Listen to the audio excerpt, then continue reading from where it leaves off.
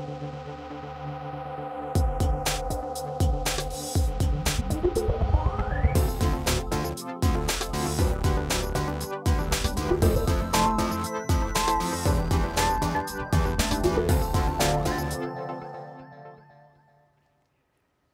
à tous, bonjour à toutes et bienvenue dans Tech24. La bataille de Mossoul s'invite sur Facebook Live. Suivre la guerre en direct au beau milieu de votre fil d'actualité sur le réseau social, c'est de l'info, c'est du spectacle. On en parle notamment avec François Jost, sociologue des médias. Toucher la réalité virtuelle du doigt, c'est le sens ou la sensation que les gants Manus VR vous proposent d'ajouter à la vue. Quand le tactile s'invite dans la réalité virtuelle, démo avec Guillaume Gralet du magazine Le Point. Mais d'abord, alors que d'importantes opérations militaires sont menées à Mossoul par les forces kurdes et les forces de la coalition pour reprendre la ville irakienne aux mains du groupe État islamique, la bataille a été diffusée en direct sur Facebook par plusieurs chaînes d'information. Une plongée dans la guerre en live auquel les utilisateurs du réseau social n'étaient pas préparés. Guillaume, ce ne sont pas tant les 3 heures de direct que la possibilité de réagir à ces images par des emojis qui ont créé la polémique. Une guerre qu'on peut liker en quelque sorte. Est-ce qu'on est encore dans l'information ou déjà dans le spectacle ? On est vraiment dans le spectacle et on en a déjà eu un avant-goût lorsqu'en 1991, CNN retransmettait l'opération Tempête du désert. On était en Irak et on voyait filer dans la nuit les Scud, les missiles patriotes. Et on avait la culpabilisante impression de se retrouver au cœur d'un jeu vidéo. Ici, on va plus loin parce que pour se retrouver spectateur du Facebook Live, on va valoriser les plans serrés au plan large. Il n'y a aucun montage, une absence de médiation. En fait, le principe de précaution se transforme en principe d'audience. On sait en direct ce qui plaît. Et la tentation, c'est que le diffuseur et Facebook valorisent ce type de spectacle. Alors, sur ces images en particulier de la bataille de Mossoul, on rappelle que ce sont des images filmées par la télévision kurde, Rudo, qui ont été retransmises par plusieurs chaînes d'infos. Pour autant, est-ce que ces services de live streaming, de streaming en direct, Facebook Live, Periscope, sont adaptés à ce type de contenu ? Alors, il y a des gagnants et des perdants. Le grand gagnant dans cette histoire, c'est Facebook, parce qu'il voit le nombre de ses utilisateurs augmenter. Celui qui gagne à moitié, c'est le diffuseur, parce qu'il a l'impression que ces images sont reprises, mais au passage, c'est quand même important, il n'en touche aucune recette publicitaire. Et le perdant, j'ai envie de dire, c'est le spectateur, parce qu'il se retrouve vraiment victime, obligé en fait de suivre et de prendre du recul entre une information qui peut se retrouver dans son newsfeed, vous savez, le fil d'actualité de Facebook, entre une nouvelle très légère qui vient de ses amis et puis ces informations dramatiques. Oui, et pourtant, le service live justement de Facebook a été créé dans un autre but, justement aller chercher l'audience de YouTube et de la télévision. Alors, est-ce qu'on est en train de vivre une nouvelle mutation de l'information et de l'audience ? On a posé la question à François Jost, sociologue des médias. Son nouvel ouvrage « Pour une éthique des médias, les images sont aussi des actes » vient de paraître aux éditions de l'Aube. Ça traduit surtout la possibilité que donnait seulement la télévision dans le temps d'être partout et de pouvoir se brancher en direct. Mais simplement la grande différence que ça a avec la télévision, c'est que la télévision est une institution où il y a des gatekeepers, il y a des gens qui peuvent arrêter par exemple la diffusion, etc. Là, on est sur quelque chose, un média qui n'a pas de barrière d'une certaine façon, qui n'a pas de gardien. Et évidemment, c'est ça qui fait que ces événements que cette retransmission peut être un peu à craindre, parce que il peut y avoir des images absolument dégradantes, des images absolument horribles, et rien ne les arrêtera. Si c'est relativement nouveau comme support, c'est très ancien comme idéologie. C'est-à-dire il y a l'idée que les choses sont transparentes, que le monde est transparent, et en montrant des gens qui attendent, des fumées, des explosions, etc. Il y a cette idée qu'il suffit de montrer pour que ça soit intelligible. Or, ça ne l'est pas du tout. On a des longues périodes d'attente où on ne comprend pas bien ce qui se passe. Et en cela, si vous voulez, ce nouveau média de numérique prolonge cette idée d'une image qui parle toute seule et qui suffit à elle-même, alors que ça n'est, on le voit bien dès qu'on regarde ces reportages, absolument pas le cas. Et l'autre spécificité de cette bataille de Mossoul, c'est l'utilisation au grand jour d'une technique vieille comme l'art de la guerre, mais qui fait aussi mouche dans l'espace cyber. Couper les communications de l'ennemi pour neutraliser les messages et désorganiser les troupes adverses. Après les États-Unis, c'est au tour du ministère de la Défense britannique d'annoncer sa première opération de cyberoffensive contre l'organisation de l'État islamique, Guillaume. Oui, en fait, l'objectif des cyberagresseurs, c'est de redevenir maître du temps. Vous savez, l'importance qu'accordait le général von Clausewitz, un des théoriciens de la guerre, à la surprise et à la discrétion. Et puis, il y a également Nicolas Machiavel qui, lui, expliquait qu'on ne pouvait pas éviter un conflit, on pouvait le repousser. Ici, en fait, les agresseurs devancent la réaction de leurs ennemis pour pouvoir mieux frapper. Et pour en savoir plus, justement, nous avons recueilli la réaction de Bill Woodcock. Il est directeur exécutif du Packet Clearing House, mais il a surtout servi comme agent de liaison lors de la cyberguerre Géorgie-Russie en 2008. Un cyberconflit comme celui-ci, je le divise en 3 types. Il y a attaque par déni de service, vandalisme et sabotage, ainsi que espionnage et exfiltration.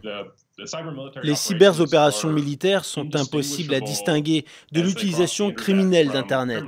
Donc les gouvernements occidentaux sont beaucoup plus hésitants à utiliser quelque chose qui s'apparente à un crime.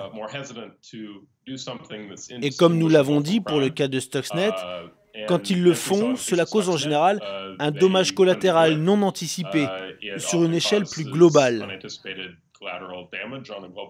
Depuis que c'est public et très visible, cela provoque une sorte de retour de bâton de la part de celui que vous venez d'attaquer contre votre propre secteur privé.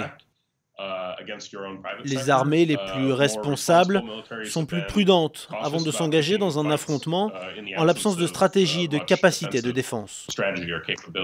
Allez, destination l'Afrique en mode tech cette semaine dans Tech 24. On vous en parlait il y a quelques mois. Le projet Zipline est désormais réalité. Ces drones californiens vont aider le Rwanda à sauver des vies. Concrètement, ils peuvent livrer des poches de sang en un temps record dans un pays où la géographie reste un obstacle au fait de délivrer des soins rapidement. Antoine Mariotti. À bord de ce drone, une poche de sang qui sauvera peut-être une vie. Cette base située à l'ouest de Kigali, la capitale, permet désormais de desservir la moitié des hôpitaux du Rwanda, le pays des 1000 collines, où les déplacements ne sont pas toujours aisés. Le gouvernement rwandais a confié cette mission à la société américaine Zipline. Il espère ainsi diminuer le nombre très élevé de décès de femmes au moment de leur accouchement. Quand on prépare l'appareil, on prend le colis, on le scanne via l'iPad qui est juste à côté de l'engin, et dès qu'on fait ça, l'appareil a toutes les données dont il a besoin. Le parcours est enregistré dans l'appareil, et il se dit « Oh, je vais dans cet hôpital en particulier, livrer ce produit en particulier ».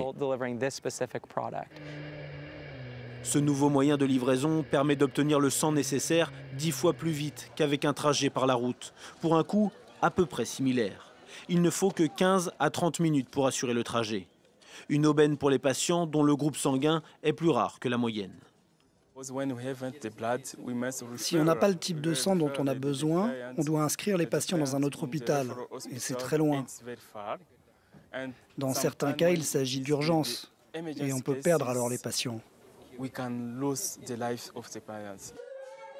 Une seconde base devrait être construite l'an prochain pour couvrir l'autre moitié du pays. Les poches de sang pourraient alors être acheminées en urgence dans tous les hôpitaux du Rwanda, même les plus reculés. Et on continue notre tour d'Afrique Tech en passant cette fois-ci par le Cameroun, où le Surdiopad pourrait révolutionner la détection de la surdité chez le nourrisson. Oui, en fait, on va observer les comportements d'un nourrisson et enregistrer ses courbes de réception auditive. L'invention revient à Guy Gouniou, qui est diplômé de l'école polytechnique de Yaoundé. C'est un vrai chapeau pour cette école, puisque c'est de cette même école qu'était diplômé Arthur Zang, qui lui avait mis au point le Cardiopad. On voit bien ici qu'on est dans l'innovation inversée, c'est-à-dire que le manque de ressources, le manque de cardiologues, nous expliquait Arthur Zang, va permettre d'avoir des innovations qui vont intéresser le monde entier. Merci infiniment Guillaume. Et tout de suite, c'est Test 24.